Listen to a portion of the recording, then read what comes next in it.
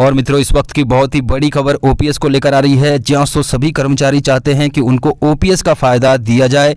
जी हाँ दोस्तों, ओपीएस यानी कि ओल्ड पेंशन स्कीम का फायदा उनको मिलना चाहिए। तो सबसे पहले दोस्तों ये बता दूं कि एनपीएस में रहते हुए आपकी पेंशन हाथ में कितनी आएगी।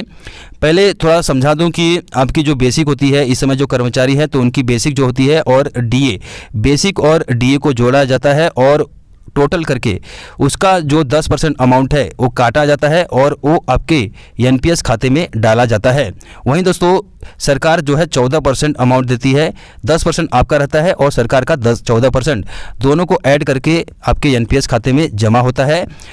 10% प्लस 14% यानी कि 24% आपके एनपीएस खाते में पैसा जमा हो जाता है। तो ऐसे में दोस्तों मान लीजिए एनपीएस खाते में आपकी बेसिक और सरकार का 14%, आपका 10% और सरकार का 14% कटने के बाद 10 साल के बाद आपके खाते में एनपीएस खाते में 6 लाख रुपए जमा होता है। तो 60% अमाउंट 6 लाख का यानी कि 3,60,000 रुपये आपको दे दिया जाएगा। आप इसको ले जाइए, आपके अकाउंट में डाल दिया जाएगा। उसके बाद दोस्तों 40% जो अमाउंट बचा, जो 40% अमाउंट बचा वो पैसा जो है सरकार किसी एन्युटी में या सिंपल भाषा में कहें तो शेयर मार्केट में वो पैसा इन्वेस्ट करती है और उसी के ऊपर जो कंपनी जिसमें आपका पैसा इन्वेस्ट हुआ है उसके ऊपर ब्याज आपको मिलता है। उसी ब्याज के आधार पे आपकी पेंशन हर महीना बनेगी। मान लीजिए उस कंपनी ने आपको 7% ब्याज दिया तो इसके हिसाब से आपको 1,400 रुपये पेंशन मिलने वाली है जो 10 साल की सर्विस करते हैं।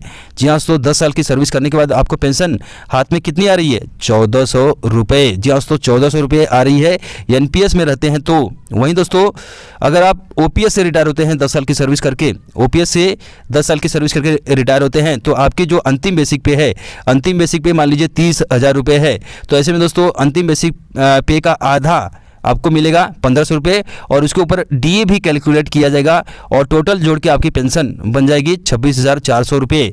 जी हाँ दोस्तों, इतनी बन जाएगी। आपको डीए हमेशा मिलते रहेगा लेकिन एनपीएस में डीए से कोई लेना देना नहीं है। ये पूरी तरह से मार्केट के ऊपर डिपेंड करता है। मार्केट जैसा इंटरेस्ट देगी उसके आधार पर आपको जो है पेंशन मिलती रहेगी। अब मान लीजिए मार्केट जो है 7% से ज़्यादा तो इंटरेस्ट देने वाली नहीं है। ये तो बहुत ज़्यादा मैंने बताया है, मात्र 4 से 5% ब्याज मिलता है मार्केट के आधार पे।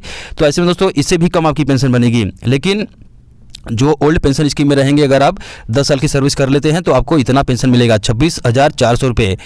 जी हाँ दोस्तों, 26,400 रुपये मिलेगा और एनपीएस में मिलेगा आपको 1,400 रुपये। तो आपने फ़र्क देखा, यहाँ पे अंतर देखा कि आपकी पेंशन एनपीएस में कितनी बन रही है और ओपीएस में कितनी बन रही है।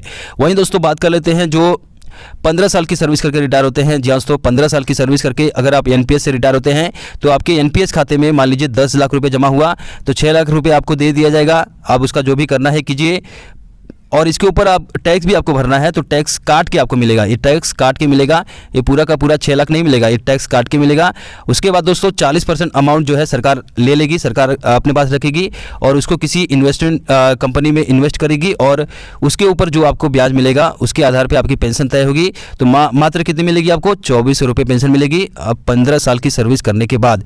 जी हाँ दोस्तों, 15 साल की सर्विस करके आप एनपीएस से रिटायर होते हैं तो मात्र आपको 2,400 रुपये पेंशन मिलेगी अगर आपके खाते में 10 लाख रुपये जमा होते हैं तो। वहीं दोस्तों अगर 15 साल की सर्विस करके अगर आप ओपीएस से रिटायर होते हैं तो मान लीजिए आपकी बेसिक पे लास्ट ड्रॉन है 40,000 रुपये।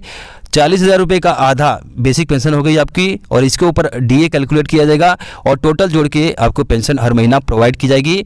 डीए जब बढ़ेगा तो आपको उसका फायदा दिया जाएगा। यानी कि दोस्तों इसमें ओपीएस में आपको 35,200 रुपये पेंशन मिल रही है, लेकिन अगर आप एनपीएस में है तो मात्र आपको 2,400 रुपये पेंशन मिल रही है 15 साल की सर्विस करने के बाद। जी हाँ दोस्तों, आपने अंतर देखा कि 15 साल की सर्विस करने के बाद एनपीएस से रिटायर्ड कर्मी को मात्र 2,400 रुपये पेंशन मिलेगी, वहीं ओपीएस से रिटायर्ड कर्मी को मिलेगी कितना? 35,200 रुपये।